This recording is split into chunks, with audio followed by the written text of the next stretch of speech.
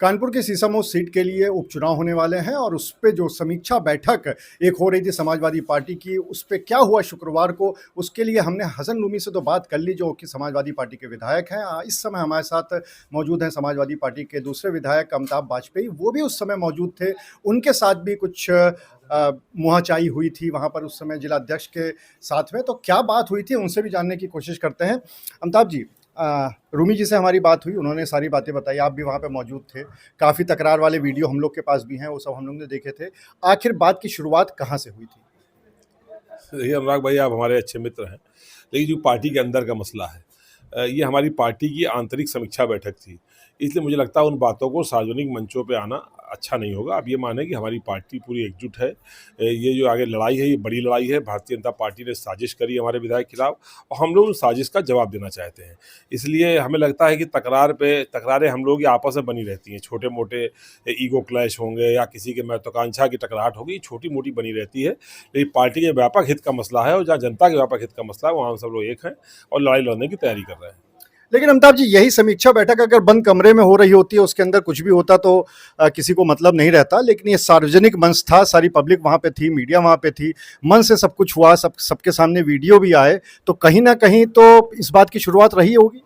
यही मैंने अनुरोध किया था, क्योंकि मुझे लगा कि वहाँ जब नाम लेके समीक्षा हो रही सैकड़ों लोगों के बीच में, जहाँ एलआईयू भी है, पुलिस भी है, सैकड़ों की संख्या में लोग हैं, वहाँ पर नाम लेके समीक्षा बैठक, इसी बात को हमने थोड़ा सा अनुरोध किया कि ये समीक्षा बैठक अगर होनी थी तो बंद कमरे में होनी चाहिए। खुले में सम्मेलन होता है, समीक्षा नहीं होती।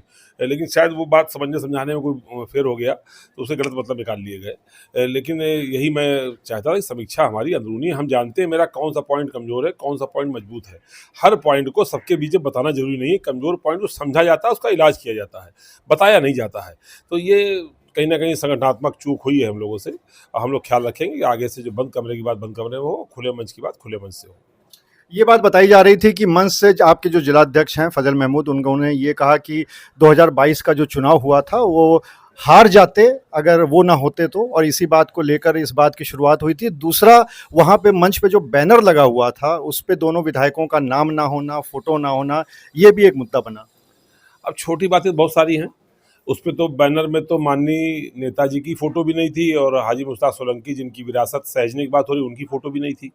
चलो, विधायकों की नहीं थी, विधायक तो अपने अपने क्षेत्र के हैं, इसलिए हम लोगों ने इन बातों को तवज्जो नहीं दिया। अब किसको बैठने की कुर्सी मिली, किसको नहीं मिली, कहाँ क्या किसका सम्मान हो रहा है, किसका अपमान हो रहा है, इस सब बातों को हम लोग तवज्जो नहीं देना चाहते। बहुत सारी छोटी बातें पार्टी में हुआ करती हैं। लेकिन जो बड़ी लड़ाई है, हम लोग बड़ी लड़ाई को देखना था। और ये कह देना कि सब लोग हार रहे थे, सब हार नहीं रहे थे। समाजवादी पार्टी ताकतवर पार्टी है। हमारे नेता की नीतियां इतनी मजबूत हैं कि हम लोग हमेशा से जीत रहे थे। हम लोग अपेक्षा के अनुरूप नहीं जीते, इसलिए हमारी सरकार नहीं बनी। जबकि 22 का जो माहौल था, उस माहौल में समाजवादी पार्टी की स्पष्ट बहुमत सरकार बनने की संभावना थी। कहीं ना कहीं ऐसी संगठनात्मक चूक या छोटे मनमुटाव की वजह से ही सरकार नहीं बनी। इसलिए ये कह देना कि सब लोग हार रहे थे, ये कहना मुझे लगता है ये पार्टी के प्रति सम्मान का भाव नहीं है। पार्टी में सब ताकतवर नेता हैं और सब लोग जीत रहे थे।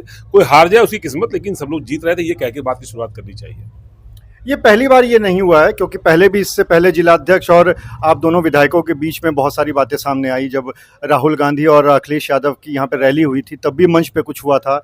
उसके बाद जब वंदना वाजपेयी जी मेयर का चुनाव लड़ी थी तब भी कुछ बातें सामने आई थी, और ये अब तीसरी बार आ रही है। तो कहीं तो कुछ ऐसा है जो सब कुछ ठीक नहीं है।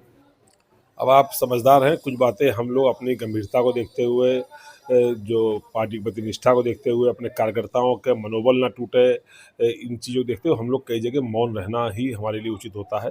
हर बात को उघाड़ के कहना ठीक नहीं है। कुछ कमियां हैं जो हम भी समझ रहे हैं, आप भी समझ रहे हैं, नेतृत्व भी समझ रहा है, और हम लोग उन कमियों को जल्द उपचार करेंगे, उनको ठीक करेंगे।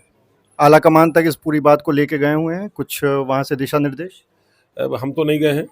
मेरा आला कमान इतना स्वयं में ध्यान देने वाले नेता है हमारे पास कि वो सब उनके ध्यान में पहुंच गया होगा, ऐसा हमने मान लिया। क्योंकि ऐसी कोई चीज़ है जो है ही नहीं आज तक जो उन तक पहुंचती ना हो। तो उन तक मेरा कुछ भी कहना मुझे लगता है कि उचित नहीं होगा। अब हमें गंभीर हम हैं ही और वरिष्ठ भी हैं, इसलिए हमें इस तरह की हल्की बात कहना मेरे हिसाब से उचित नहीं है। तो हमने अपनी तरफ से कुछ नहीं कहा है। जो सूचना पहुंचेगी, जैसा निर्देश होगा वैसा हम लोग करेंगे। फिलहाल हमारे दिमाग में एक लक्ष्य है, आज इरफान सोलंकी अगर नहीं है तो उनके चुनाव को ऐसे लड़ावें कि अगर वो होते तो भी उनको लगता है कि उससे अच्छा चुनाव हम लोगों ने लड़ा है। जब वो जेल से छूट के आवे हमारा भाई, तो हम उससे नज़र से नज़र मिला के कह सकें तुम्हारी सीट हम लोगों ने सुरक्षित रखने का काम किया है। सिर्फ इसी लक्ष्य को लेकर हम लोग काम कर रहे हैं। तो आप थे अमिताभ बाजपेयी जिन्होंने साफ तौर पे ये दिखाने की कोशिश की कि सब कुछ ठीक है पार्टी के अंदर और मनमुटाव की बात ज़रूर है, लेकिन वो ठीक हो जाएगी। लेकिन ये तो ज़रूर है कि जिस तरह से लगातार जिला अध्यक्ष और दोनों विधायकों के बीच की बात सामने आ रही है, उससे एक बात तो बिल्कुल साफ है कि पार्टी के अंदर ऑल इज़ नॉट वेल।